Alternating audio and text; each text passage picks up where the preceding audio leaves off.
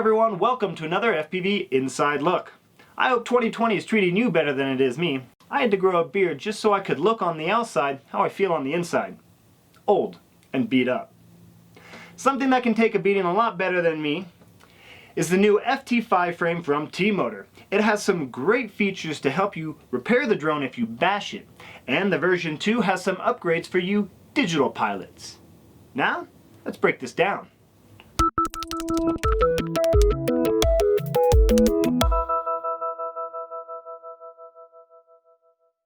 This is the T-Motor FT5 drone.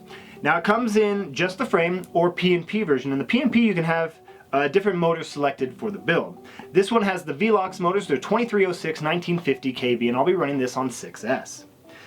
The defining feature of this frame is being able to access all the panels. If you break a camera, you can pop off the front panel and just get to the camera without taking out a bunch of screws. Same goes with the middle flight controller in ESC. 2 screws takes the middle panel off, and for the back, 4 screws will take off this so you can access your VTX or receiver, which is what I have in the back of here. I have a Foxeer toothless camera. I really enjoy the picture quality of this, and the low light on these cameras is great.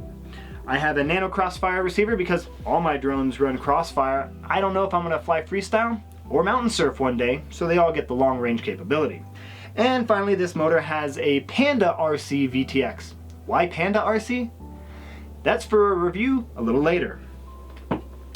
As we dive into some of the features and specs of this drone, having the removable canopy I personally like because I don't like to take out 10 or 12 screws to access something when I just need to get into a little part. A lot of the times I try and see if I can fix things without taking apart because I'm lazy. And being able to take off one panel just makes it a little more convenient for me to get in there for the repairs, especially out in the field.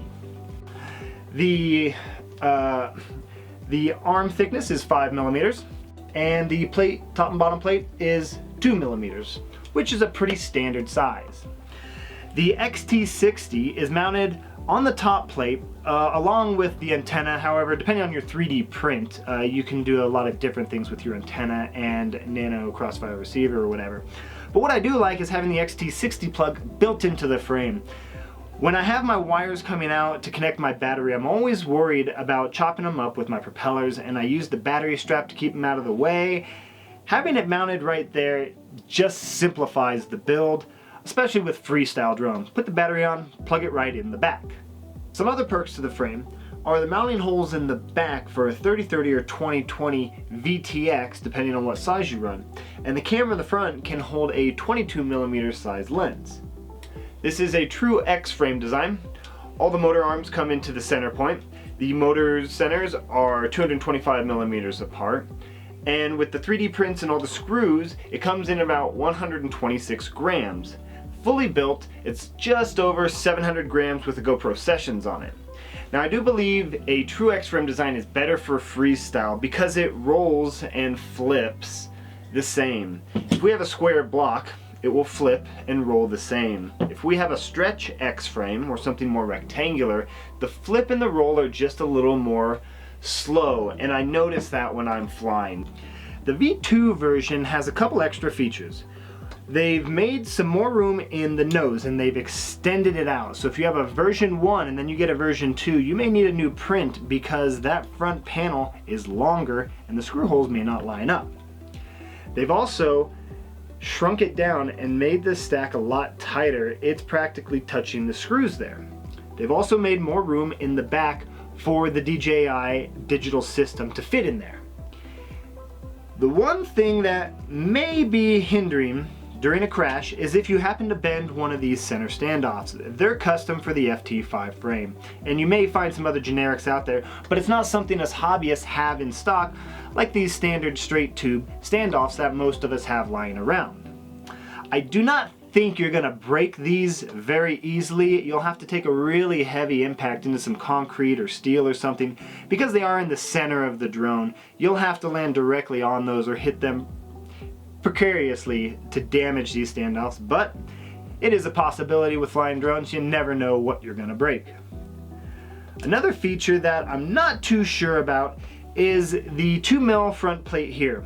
If you were to take a really heavy impact directly on the front, you may break the bottom plate, and because it's the whole bottom plate of the whole drone, swapping that out could be a little bit of a hassle. I haven't broke it yet, and I've taken some decent crashes. I think in general it should hold up just fine. It's just with those big impacts that you're not expecting and you know you're gonna break something. Are you gonna break an arm? Probably not, but a bottom plate may be the weak point on this drone. It does handle really good, and it handles like a freestyle drone should. I think I need therapy, or just some more whiskey. I can't seem to understand how you do this to me. You've been running in circles inside my head. Wasn't looking for love, but baby, I found you instead.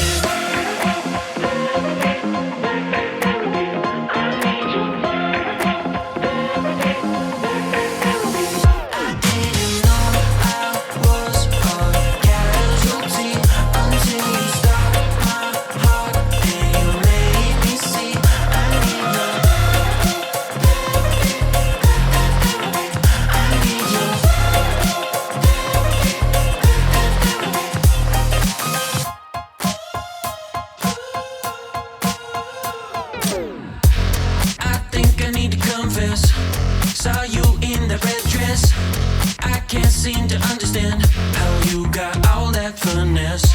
Still been running in circles inside my head. Wasn't looking for love, but baby, I found you instead.